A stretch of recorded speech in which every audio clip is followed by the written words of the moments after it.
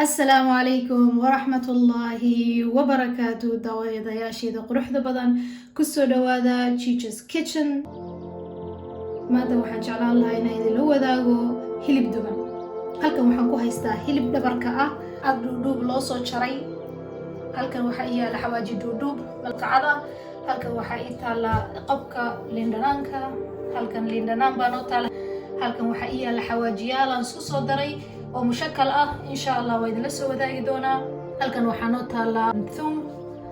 halkan waxaan ku haysanaa adiga ilaa 3 malqacadood oo saliida, laakiin yani kulli ma wada isticmaali karno. insha Allah waxaa aageynaa intaan ka isticmaali karno. halkan basbaas baa ii yaala, qofkii basbaas jecleenna waa iska dayn karaa. halkan filfil madow baa noo yaala. halkanna cusbo. aan sila wada bilaawno sidii loo hagaajin lahaa.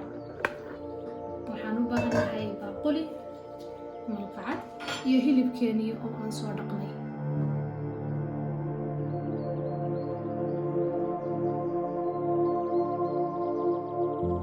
waxaan ku bilaabaynaa xawaajiga dhuudhuubka ah. liindhanaanka qubkiisa aad yani wax badan uma baahnin. waxaan u baahanahay in far iyo suuqa hal liindhanaanan halkan ku haysana uusan aad u weyneyn, mid dhexa ah. xawaashkan isku dardaranina insha Allah mid hadhow waa idinla soo wadaagi doonaa. iyo tuunka waxaan doonaynaa malqacad mugiisa bas aan u baahannahay. saliidana indhaha unaan ka eegayna waxaa malay laba malqacadood nagu filan. aniga basbaaska waan isticmaalaa, marka ilaahay hadduu yiraahdo basbaaska ayaan waxaan uga baahanahay yani hal malqacadoo yar.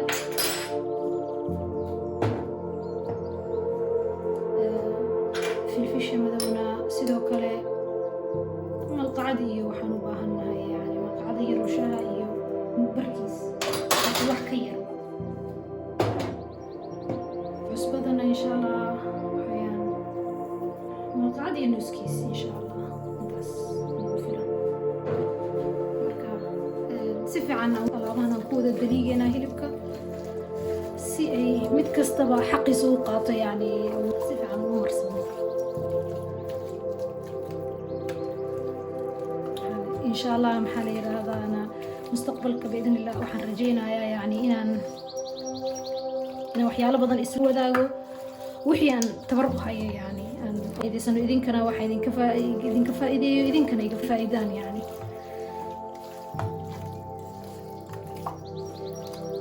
marka hadda mid kasta waxaan u maleynayaa labada dhinac si fiican ayaan u marinay.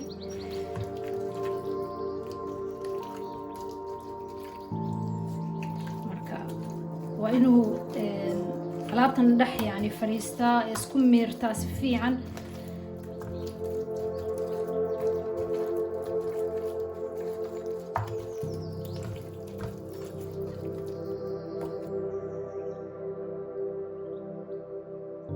waxaa uga tegayaa habeen dhan si ay si fiican yani buhaaraadkan ay gudaha ugu gasho xawaajiyaashan dhan. marka birtu waxay noqonaysaa yani dhaqsi u bislaanaysaa isagoo aad iyo aadna maxaa la yiraahdaa u macaan badan. marka qofkii hilibka meesha ka jeceshiina ka cuntaan basaana samayn kartaan. yani waa inaa un si dhuudhuuban loo jaraa. haddaad awoodaan 24 saacadood, hadday uu ka yar yahay xitaa 5 saacadood 2 saacadood yani 40 daqiiqo, laakiin waxaa ka fiican inuu habeenkii dhan talaajada gelisaan si ay si fiican isu dhex gasho. isku soo noqona berito insha Allah. hada hilibkeedii baan dubanaynaa. 7 saacadood baa ka soo wareegtay. halkan waxaan ku haystaa butter mise zubde saa u taqaanidba. waxyar waxaan marinaynaa insha Allah birta.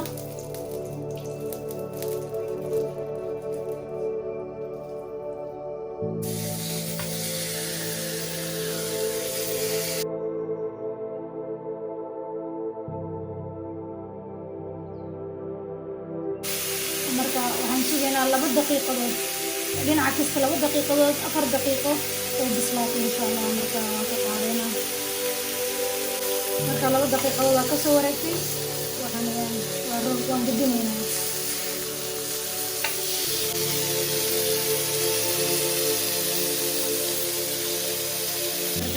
soo tijaabiyo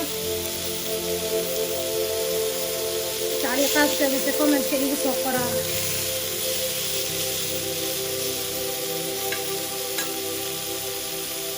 channel كده ان شاء الله سبسكرايب قرية لايك دايو شير كمان لقيت لهم ان شاء الله بسلام marka dadkan ka diminayna meeshan waxyaan saxanka isticmaali lahayn salad yar baan saaray iyo rumaan basbaas yar iyo basbaas iyo mayonnaise isku daray